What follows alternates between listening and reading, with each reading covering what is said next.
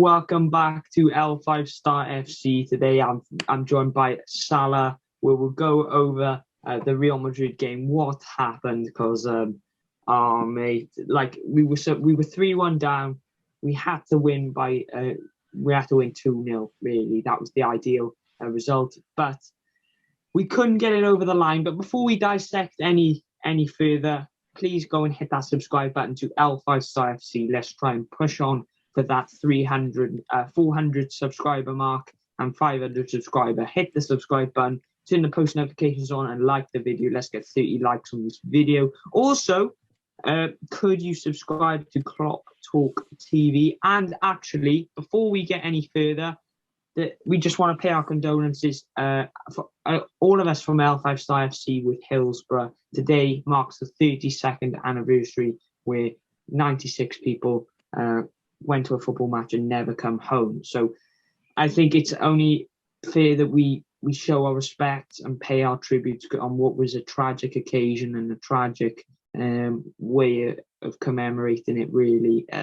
32 years gone but never forgotten. I'm joined by Salah, where we'll go over today's Real Madrid reaction vid. So how are you, Salah?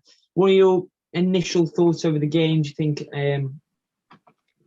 Do you think we played all right? Do you think, there was a lot of things that we did well. I thought we were really good in the midfield. We were really good in the defence. But what was going on at the other end of the pitch?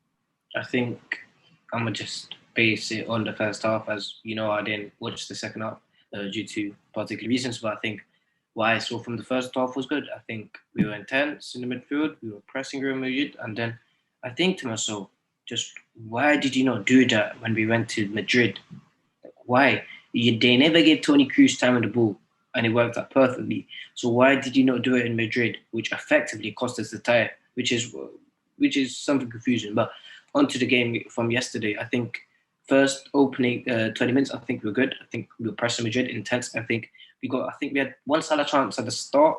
Salah should be scoring that. We know we can. And then Ronaldo should be scoring that. Look, if those two go in, we're literally winning. So that's why in football you have to be clinical if you want to win games. Goals win games. And yesterday we went to school. We just weren't clinical. Yeah, mate, I 100% agree. And I think the way that we lost the match was deflating. And I think to see it over that second half, that last 45 minutes where it all looked like it was just going away from us every single minute. Just was going on. It was just going so quick, and we knew the time was running out. We needed that first goal with half an hour left. But then when we were getting approaching the 70th minute, we thought, we can still do it. But obviously we need a goal right now. And every 10 minutes, for me anyway, it was like, we need a goal. Still didn't really lose hope, but it was deflating towards the end because, I think we were all optimistic going into the Champions League, and obviously optimistic that we could try and get something with the chances of facing Chelsea in that semis, and then Istanbul. There was always a possibility that we could go all the way, but it just wasn't meant to be. And look, like I said, it was really poor from the finishing department. Like you said, you're not going to have many chances in games like these. You need to take them, and I think that was the big problem. Because you're going to get chances. You're not going to get many, but you're going to get a few. You need to take two, and that was all we needed to take. But bearing it in mind, the last time before Villa we scored 2 goals at home was at Spurs in December. So it was very unrealistic. But to be honest with you, I was proud that we could get fans back, you could pyrotechnics back, the bus greeting, that was all really good. But we'll go on some individual performances. Trent, also we'll go on him. I'd also say that whichever LFC fan, you're a fan and you are a fan, but whichever one of you that threw the bottle out of the window, you really need to look at yourselves, because Zidane was right next to that window that could have really affected him. Like, you can go out there and have fun, but trying to destroy buses, I just don't really get the logic behind it. Yeah, I agree with you. I think there's a line that needs to obviously be drawn with it. Obviously, I get the passion element, and you want to get in the head of the opposition, but there's a line, and at the end of the day, it is a ball, 11 players against 11 players. Yeah. That's all it is. They're only doing it for their team. So to chuck harm into the equation. It's not right. I think it's not right. I think we should just really take a look back and look at what we're actually cheering for, and what we actually want to happen. And I think getting in the head completely fine, but when you bring stuff and try and break things, it's not a good look on the football club. It's not, yeah, it's unacceptable. It's not a really good look on the football club. But we'll go into some individual performances. Trent Alexander-Arnold, what did you make of his performance yesterday? I think he was great. I think to have a very poor performance against Madrid and jump back in the second leg like he did, I think he did not deserve to have the players. He did not deserve to be given that finishing from the front three. As I've seen the stats, and he was absolutely great. I think he had good interceptions. He was good in his ball coverage. I think, but also when he came to chances, I think there was this one ball where he played to Firmino, and Firmino should have finished it. I was like come on, Bobby! Like Trent was fantastic. I think a lot of praise needs to be given to him, and it's unlucky that one of the front three couldn't have scored and gave him credit for the assist. But we move on to the league now.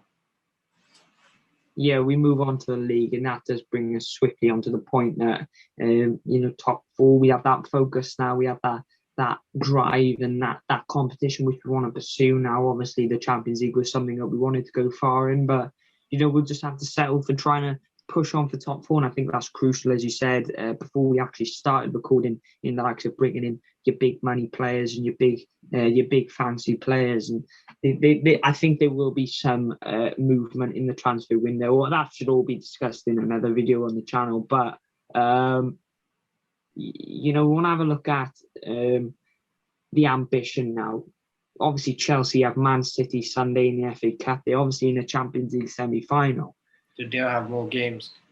Exactly. That's my point.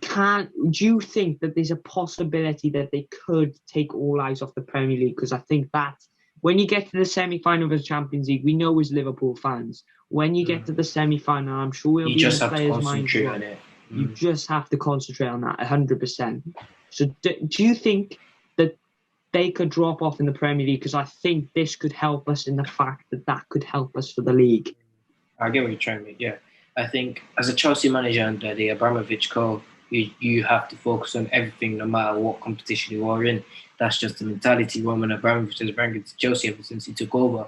But I think it will be hard for Thomas Tuchel if he wants to go into the top four race, maintain his FA Cup as well, and then try and get that Champions League final spot. I think it's very hard. I think only a few teams with top manager like Ferguson, Pep Guardiola can do that. Tuchel's a good manager, but not top to do that.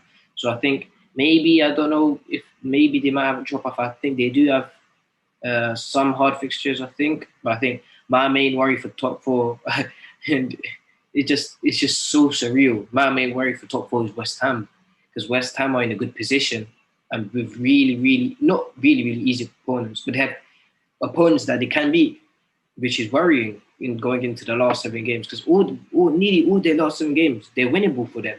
But if you look at ours, like we have Manchester United that we might not win, then we have Southampton, which is a possibility. So it's top four. We can get it 100%. We just need to be consistent now. For the last 7 games, we need to win nearly every game.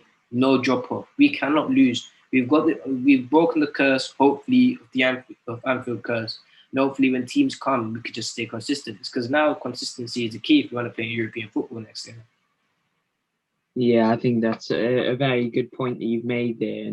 And West Ham is simply enjoyable to watch. So they're obviously a team you have to watch out for. I think Leicester have a possibility of imploding. I think, obviously, I think the last 3 games that they have City, Chelsea, and Manchester United. Spurs. Manchester United. Spurs. You're right. Spurs. Yeah.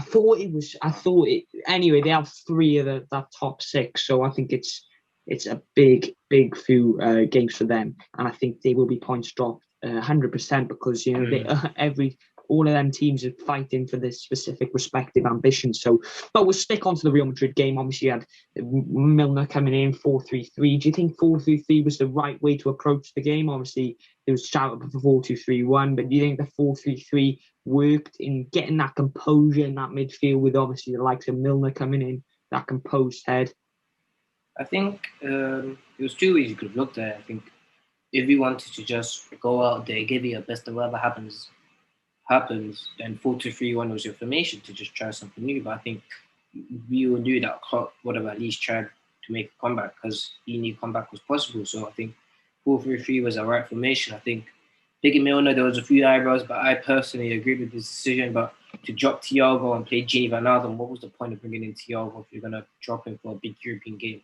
I don't get it. That's one decision I'm question Klopp on. Why, like, there's no point. Fabinho and Milner, fine. Milner is the leader and Milner brings intensity to the midfield. But just add Thiago for that creativity and the passing attribute. Wijnaldum doesn't have that. Exactly, I agree with you because what did we buy Thiago for? He's built for these games, and the fact that I think Gini had a good performance last night. Don't want to take anything away from it, but I get what you're saying. Like, I think Thiago, the player, the stature, the competition, everything about it just gives you that automatic sensation that you go, right, he's going in there. He's going in to face this team. We're 2 goals down. He can unlock anything. Remember, it is Thiago Alcantara. Look at what he's won with Bayern Munich. But obviously, I think I was calling for the 4-2-3-1, but looking back, I think that 4-3-3 was pivotal in us keeping a clean sheet and giving that foundation for the strikers to obviously get in on the act, which they didn't do in the end. But we'll go to player ratings. We'll start with Alisson. What do you think for him? Alisson was good. I think he made I think there was one chance at the start that I think where Benzema hit the post and his positioning was all muddled up. I think after that, I think he was good, so I'll give him a 7. Yeah, I think that's very good. I'm going to give him a 7.5. I think it was a few chances in that second half, which he really did well to, the ball come over the top. We always knew Real Madrid would have a few chances, and Alisson was really well to get some of them away and make himself big. So I'm going to give him a 7.5. And we'll move on to the back four now. A few big performances from the back four. We'll start on the left-hand side. Robertson.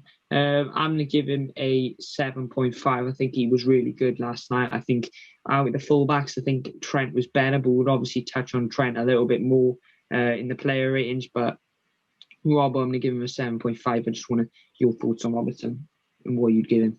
Robertson, I'll give him a 6.5. I think he was good. I think you could see that he was bowling down that left-hand side, trying to make things happen. And last year we had that chemistry of Marnie and Robertson, and this season Robertson's trying to make that chemistry happen, but it's just not Marnie. But you can't blame. I don't think Robertson deserves any of the blame going forward. He was good, so I'll give him a 6.5. Yeah, that's a fair rating. We're going to the centre halves: Ozan Kabak and Nat Phillips. Obviously, Ozan Kabak's in your background. So Ozan Kabak, I'm going to give another sound performance from him. I'm going to go 7. Nat Phillips, I thought he was really good last night. I'm going to give him an 8. We'll go for your centre back partnership. And what would you give them for their player ratings? I think I would give Ozan Kabak a 6.5. I think he was good.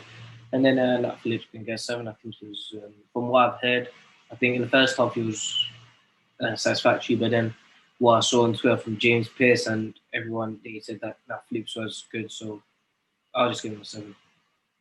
Yeah, that's fair enough. And obviously, right back, a lot of talking points on Trent. And it's actually interesting to know that Trent, whenever he doesn't do well, everyone speaks about it. But then when he does do well, no one's speaking about it, which it's is just, really... It's just rival fans at its finest, isn't it? It's football.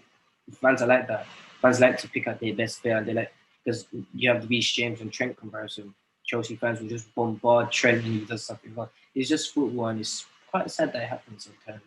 But when he has a good performance, everyone's silent. But one big mistake, and Reece James is better than him. Trent is a bad defender. Trent should go to the Euros. I don't know why people don't speak about his good performances, but they like to speak about his bad performances. Yeah, I 100% agree with that. I think he was more defensively astute, really good in his build-up play. I think he's too good to be a fullback. I think Gary Lineker said it as well. Ferdinand said it as well, yeah. Yeah, mate. I think he should be moved further up the pitch, or tried out. The thing about the midfield is that Trent, as a right back, everything comes to the side of him. Nothing comes from the right. Nothing comes behind him. Sometimes something comes from the forward of him. when you go into the midfield, that's all changed. You need to be sharp on the turn. You need to, because you're going to receive the ball from all areas of midfield. So I think, is Trent really ready for that step up? I think maybe if you can work on it and training with Klopp, I think it'll take time because the reason people are saying is because you've seen the likes of Joshua Kimmich and Philip Lahm try to do it. And it's not easy. It's actually not. So I think maybe you can wait a year, but I think Trent is just an exceptional player. He's just generational. So hopefully he can take his form into the league now and try to get top four. Yeah, I agree, and I think out of the ratings, I'll give him a 9. I think he was my man of the match last night. But we'll move on to the midfield, and obviously Milner, Wijnaldum, and Fabinho that started. We'll start with Fabinho. I think he was sound 7. I think Wijnaldum was good last night. Obviously, talked about Thiago should have come in, but I think he was good last night, Wijnaldum. For what we've seen of him, so I'm going to give him a 6.5, and then I'm going to give Serginho Wijnaldum, Fabinho, and Milner. I'm going to give a 7. You know, it's the same with Milner really. You don't get a stellar performance, but you get better than average, I think. So I'm going to give him a 7 out of 10. What's your midfield 3 player ratings? I think I'll give Fabinho 6.5. I think he was decent, not that fantastic as always, but you have a move. And then Milner, I think he's just a workhorse, isn't he? Like people would say that James Milner, 35, why is he in this Liverpool team? He has no technical ability, but I think in what he does, he's very good. I think he was the oldest player to start in the Champions League since 1973, which is that's a long time. And then on top of that, he was a player that ran the most in the game, and let alone the whole Champions League quarter-final bracket. He was the guy that covered the most distance, just for 35-year-old. And people would say James Milner's not. James Milner's a good player. I think he should start majority of our last 7 games because I think he deserves it. And I think when he played, we had the urgency which we missed with Henderson. And then for Wijnaldum, I think should have scored that chance. That's just poor finishing. He should be putting that away. But I think I'll give him a 5.5. I'll give Milner 6.5. I'll give for Milner. Yeah, that's fair ratings for the 3 that we've discussed in midfield. And now here comes, I'm expecting a bit lower ratings, but for Firmino, Salah, and Mane that started, no Jota until the 60th minute. But we'll obviously go on the players who started because none of the players come on really made that much difference to obviously the scoreline. But Firmino, I'm going to give a 4.5. Felt like we were expecting a lot from Firmino, and then to obviously perform in the way that he did wasn't great. But look, I'm going to give him a 4.5. I think they were all really poor in the final third. Mane looked good from the start, but then faded away completely after that 30th minute. That's been the problem with Mane. Even against Arsenal, he starts the first 15 minutes perfectly, intensely. Then I think that, oh shit, Mane he actually might play good this game. He just fades away in that stage of this game, which I don't know if it's because like we think it's COVID, but it's been nearly 6 months since he got COVID. That's surely a dip in form for Mane, and hopefully he does get back to the heights he's performed recently. And Yeah, I know what you mean, 100%. And Salah, obviously, we're expecting on him having that special motivation for Real Madrid and putting in a really good performance, but it just wasn't meant to be on the night. But I'm going to give, obviously, Firmino a 4.5, a Mane a 5, and a Salah a 5.5. That's my ratings. We'll go to you, Salah, and then we'll wrap up the video. Mine will go Salah. I should score that first chance in the first 5 minutes. Could change the game, but it is what it is. Firmino can get 4, I think. Firmino, again, he's good at what he does, but when he needs to finish, he's just not there.